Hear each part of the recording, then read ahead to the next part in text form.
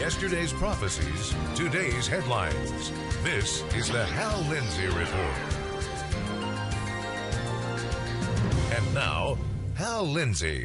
Good evening and welcome to this edition of the Hal Lindsey Report. Israeli Prime Minister Benjamin Netanyahu came to Washington and spoke to a joint session of Congress last Tuesday.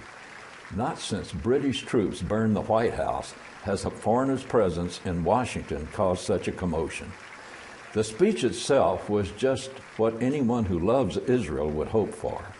It was respectful to the United States and the President and Congress. It was also honest, clear, and powerful. Netanyahu said, "This deal has two major concessions. One, leaving Iran with a vast nuclear program. And two, lifting the restrictions on that program in about a decade.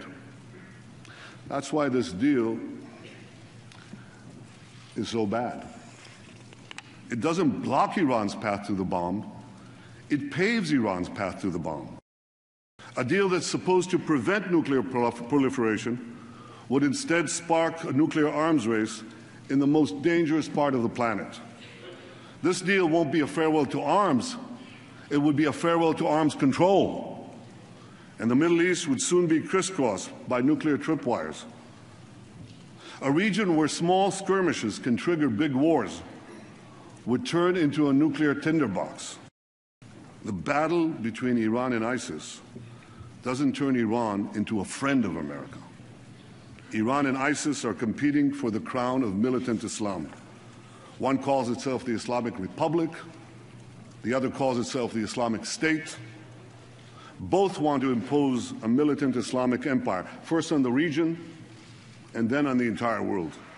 He laid out the problem in stark relief. The greatest danger facing our world is the marriage of militant Islam with nuclear weapons. To defeat ISIS and let Iran get nuclear weapons would be to win the battle but lose the war. We can't let that happen. The Prime Minister has spoken to Congress on other occasions. Why did this one have the Washington establishment, and especially the Obama administration, in such a frenzy? The Democrats were supposedly angry that Netanyahu accepted House Speaker John Boehner's invitation to speak before consulting the president's staff. But it turns out that's not quite true. The Washington Free Beacon reported the entire spat with the White House over Israeli Prime Minister Benjamin Netanyahu's invitation to speak to Congress was entirely manufactured by the White House. The brouhaha came about because of an error in a New York Times story on the event. The Times issued a correction the next day. An earlier version of this article misstated when Prime Minister Benjamin Netanyahu of Israel accepted Speaker John Boehner's invitation to address Congress.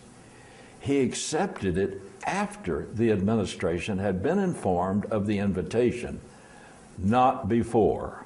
So when anonymous White House sources said things like, "Netanyahu spat in our face," it was based on incorrect information in a newspaper article that was corrected the next day.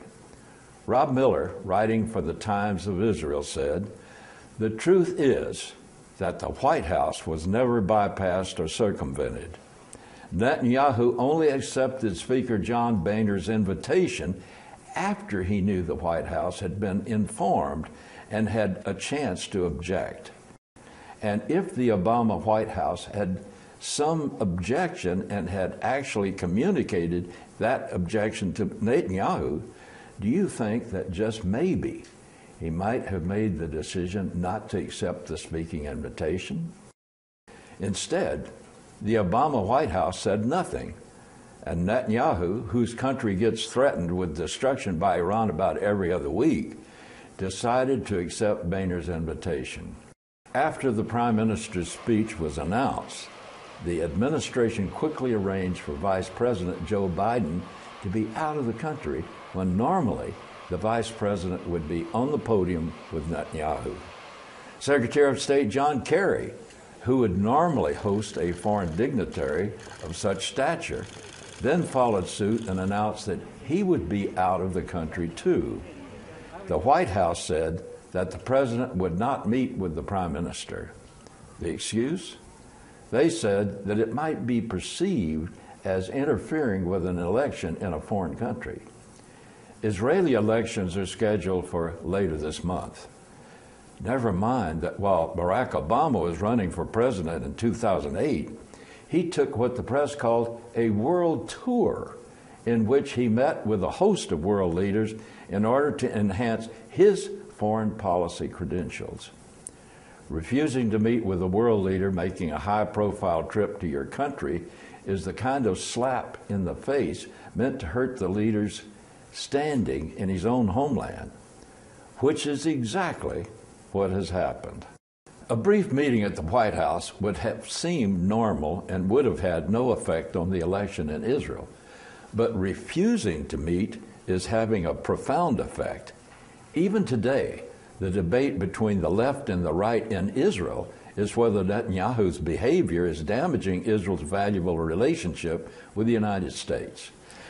Netanyahu will probably be reelected, but if he's not, it will be because the people of Israel believe he has turned support for Israel into a partisan issue within the United States.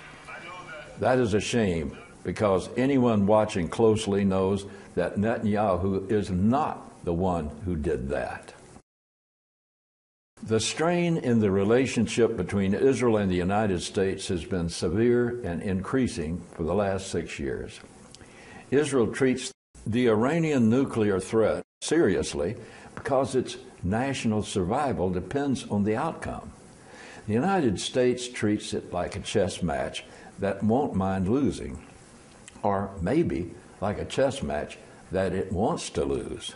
On Saturday, before Netanyahu's speech, a Kuwaiti newspaper reported that in 2014, Israel told the Obama administration that it was preparing to attack Iran's nuclear facilities. According to unnamed sources, President Obama threatened to shoot down any Israeli warplane heading to Iran. Though it has not been fully confirmed, it fits this administration's pattern of treating Israel and the Jews as if they are the malignancy plaguing the Middle East. Looking back on 2014, it appears that the administration may have been deliberately setting up the Prime Minister to be thrown under the bus. As the Washington Examiner noted this week, keep in mind that last fall, a senior administration official was anonymously quoted by Jeffrey Goldberg as calling Netanyahu a chicken poop for not having taken preemptive military action against Iran's nuclear facilities. Now we learn that Obama may have threatened to military oppose the very preemptive military action. They later criticized Netanyahu for not taking. If so, they deliberately created a damned if you do and damned if you don't, no-win situation for the Prime Minister. I think this gives us a glimpse of the underlying hostility this administration harbors toward Israel. Recently, several major media outlets reported that the deal the P5+1 Western powers are offering Iran will only last 10 years. Even if the Iranians defied their history and chose to abide by it. The Wall Street Journal said, the U.S. and Iran are exploring a nuclear deal that would keep Tehran from amassing enough material to make a bomb for at least a decade, but could then allow it to gradually build up its capabilities again. That means that the nations of the Middle East would know that they have just 10 years in which to buy or build their own nuclear weapons. That deal makes it appear that the United States wants to trigger a nuclear arms race in this volatile region. Never mind that Israel has everything to lose if the U.S. gets its way. The arms race that the president is prompting will endanger the whole world. Arizona Senator John McCain recently discussed that possibility. He told the press, every country in the region is going to go nuclear if we sign this deal with Iran. I have heard from the Middle Eastern leaders direct that they will go nuclear, and you will see a nuclearization of the entire region. And why not? And by the way, the Saudis have got a lot of money. It wouldn't take much to purchase a couple of them from Pakistan. He went on to say, the foreign minister of one of the Middle Eastern countries told me and some other senators in Munich, he said, we're beginning to believe it is far better to be an enemy of the United States than a friend. That's what it's becoming. But from God's point of view, this is not the hour for judging Israel. It's the hour for judging the United States of America. God made certain promises going back to Abraham that he'll take care of Israel. But he also told Abraham, I will bless those who bless you, and the one who curses you, I will curse. But there's a bit of good news. As I arrived at the studio prepared for this program, word broke that, true to form, Iran has rejected the president's offer and said that they will never accept excessive restraints. In fact, Iran's foreign minister said that Iran will never accept any deal until all the sanctions are lifted. However, he did assure the world that Iran will keep on negotiating. Now, I know that is probably just another Iranian negotiating ploy, but it makes me wonder why our president and his team insist on pandering to Iran and the mad mullahs rather than acknowledge and nurture the relationship we already have with Israel, our strongest and most trustworthy ally in the Middle East. Iran's Ayatollah Khamenei thinks he has the answer, though. This week, the Ayatollah tweeted that increasing global hatred of Israel is a sign of divine help. Sadly, neither our Christian president nor the satanic Ayatollah realize how true that statement really is. Folks, this is the time of the end. It's coming very soon. Get ready. One of the most powerful statements Mr. Netanyahu made in his speech was to explain why the Israeli slogan, "Never Again," is so imperative for the Jewish people. For millennia, Jews survived in hostile nations by being clever and compliant. With a well-honed sense of humor, they endured everything from minor indignities to the Spanish Inquisition. The unspoken edict was, become invaluable to a society, but draw minimal attention to yourself. Above all, don't make waves. It worked for a long time, but Adolf Hitler was something else. He harnessed centuries of European anti-Semitism. He gave it a voice, a purpose, and a plan. Many have looked at the atrocities of the Holocaust and asked why the Jews marched to their executions with so little struggle. Most people don't realize that some Jews found ways to fight back, such as those in Warsaw Ghetto Uprising. Still, most of the resistance where it existed was passive. The tendency toward compliance comes as a result of centuries of learning how to survive as a unique people in places where they were often despised. But the Holocaust turned the old Jewish perspective upside down. 6 of the 9 million Jews in Europe were savagely murdered. That's 2 out of 3. In the midst of that horror, something in the Jewish mind changed, and it changed profoundly. The words, "never again," began to be heard. Jews started pushing hard for the homeland promised to them by the League of Nations in 1922, and deeded to them by God Almighty since time immemorial. For about 1,000 years, Jews have included a prayer near the end of the Passover Seder, next year in Jerusalem.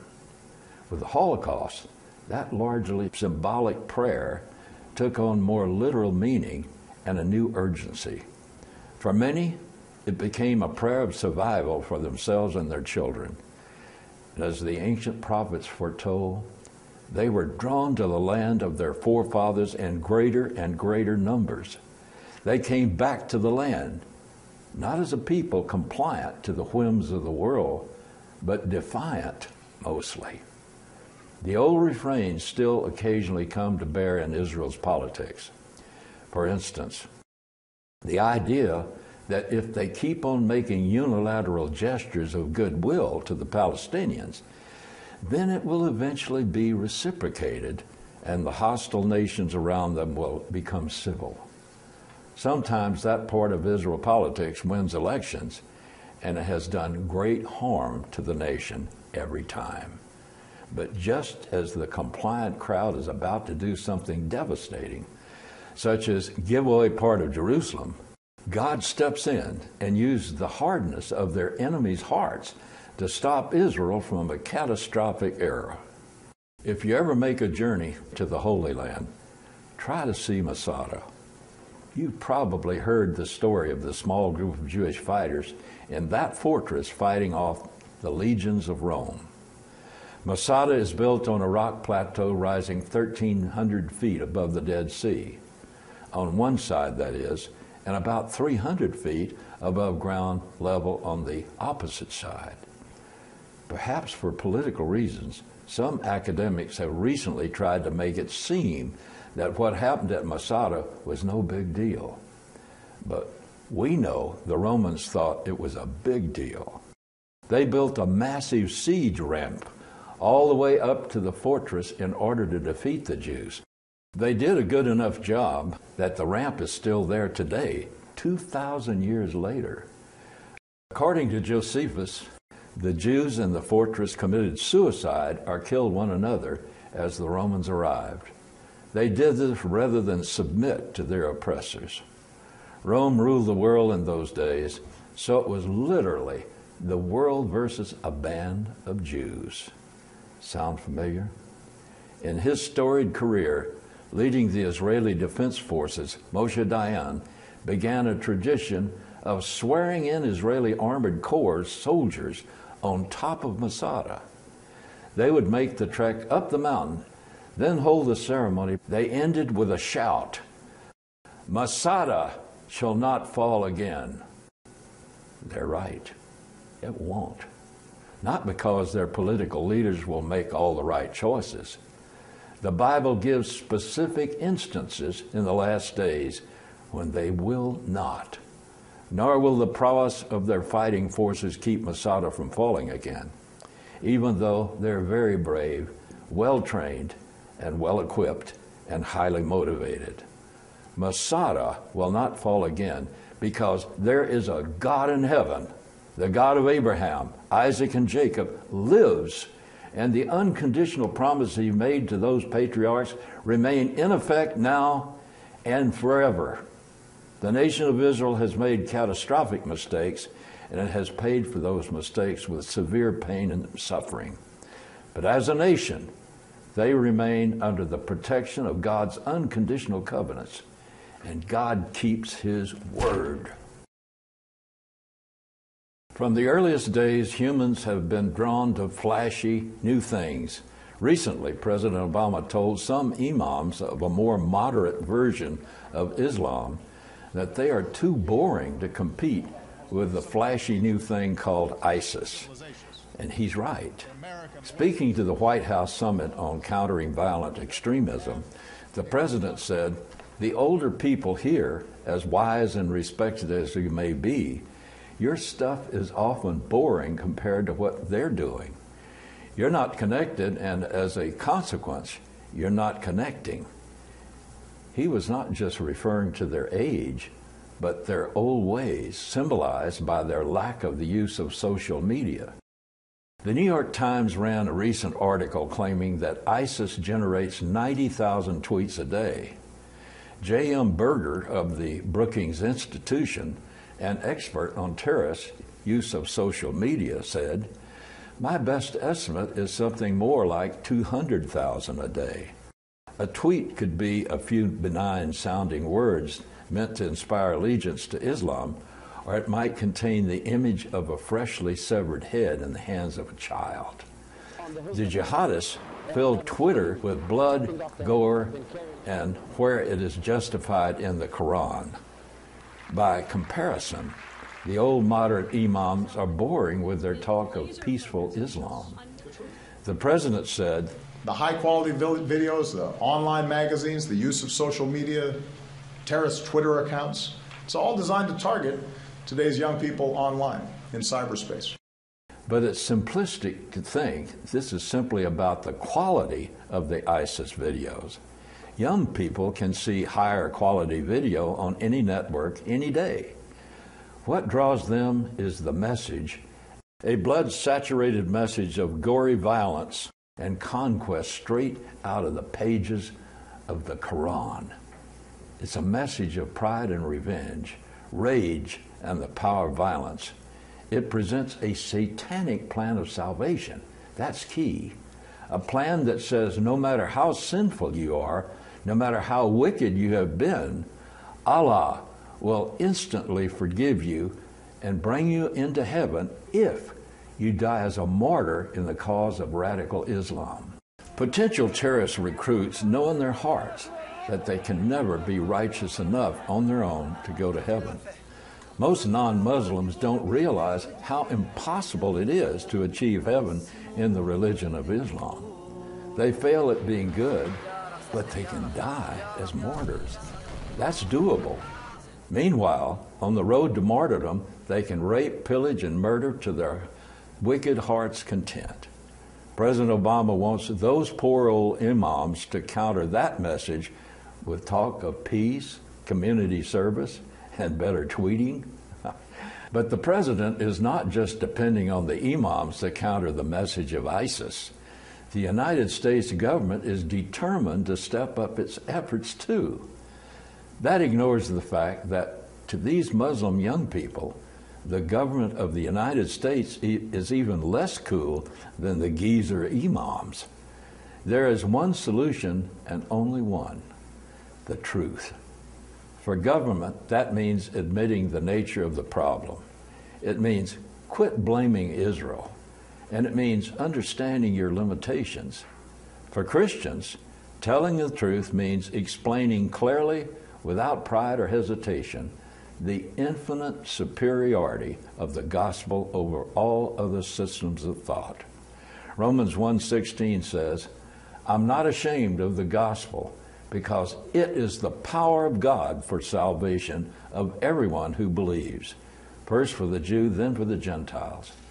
Yes, we need to be good neighbors to the Muslims around us. We shouldn't be contentious or belligerent, but loving. Just remember, though, that love demands that we tell the truth.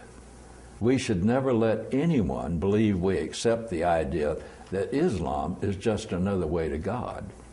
The gospel alone is the power of God for salvation to everyone who believes it. Acts chapter 4, verse 12 says, there is salvation in no one else, for there is no other name under heaven that has been given among men by which we must be saved: Jesus Christ. We Christians have the answer, and we need to proclaim it with boldness. A few days ago, Secretary of State John Kerry said, you cannot defeat what you don't understand. We need to understand, first of all, that humanity is not all sugar and spice and everything nice. We were made in the image of God. That can still shine through on occasion, but we are also fallen from what he made us to be. But Secretary Kerry attributed the success of ISIS recruiting to several things, including the desire to belong to a group. But a desire to belong is not enough to make people want to join a group that sends them pictures of beheadings. We need to understand ISIS better than that. Their recruiting illustrates the evil potential in everyone and of our desperate need for the redemption found only in Jesus Christ. I don't expect government officials to say that, but the church must. Individually and collectively, we must proclaim the truth without compromise and support ministries that do that.